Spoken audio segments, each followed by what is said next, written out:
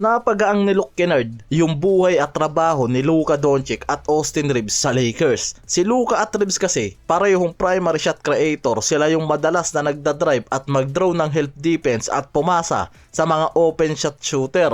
Halos si Hachimura lang rin kasi talaga ang catch and shoot sa lineup nila, pero hindi rin naman ganun ka-consistent ang shooting efficiency niyan. Kaya kung may elite shooter nga raw ang Lakers tulad nitong si Luke Kennard ngayon na may 48% sa 3 at 60% sa field goal, sobrang laking bagay yan para sa contention nila at nasa elite level yan pagdating sa pagiging wing. At malaking tulong yan kay Luka at Reeves pagdating sa mga open shot na mas mataas ang chance na pumasok at ma-convert sa points.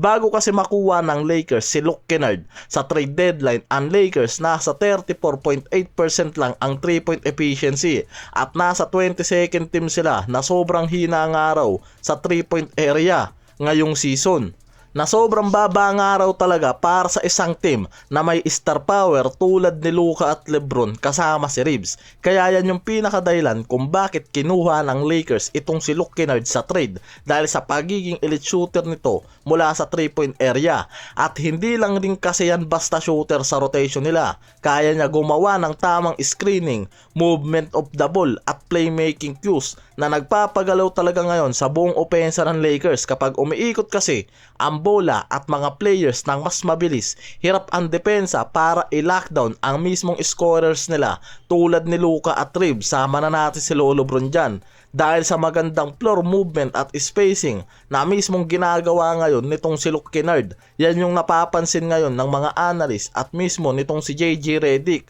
Kaya nga tinawag rin niya ngayon itong si Kennard na starting the blend sa rotation nila.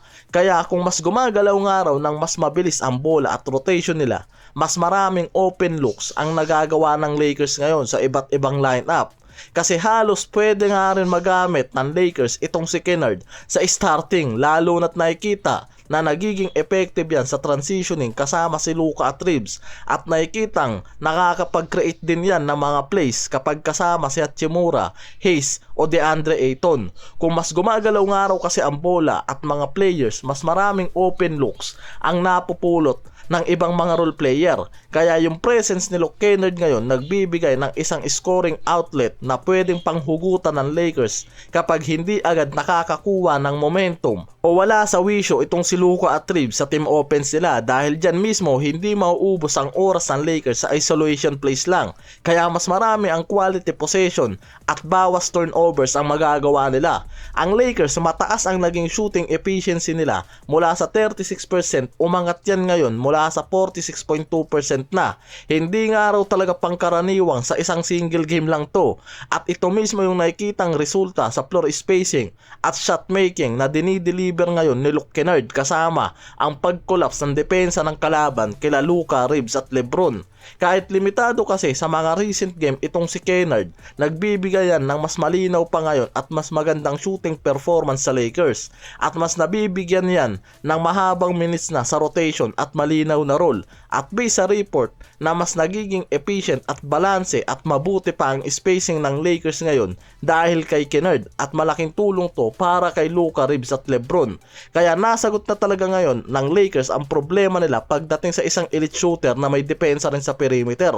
Kaya hindi rin ganon nakikita na nagko-collapse ang Lakers ngayon pagdating sa perimeter depth nila at tumataas ang efficiency nila. Kailangan na nga lang talaga ng mga to na maging consistent sa depensa at opensa, at yung availability ng ibang mga role player at core nila mula sa injury. Yan ngayon yung isa sa problema ng Lakers, at yung consistent at hustle play nitong si DeAndre Ayton sa depensa sa front court.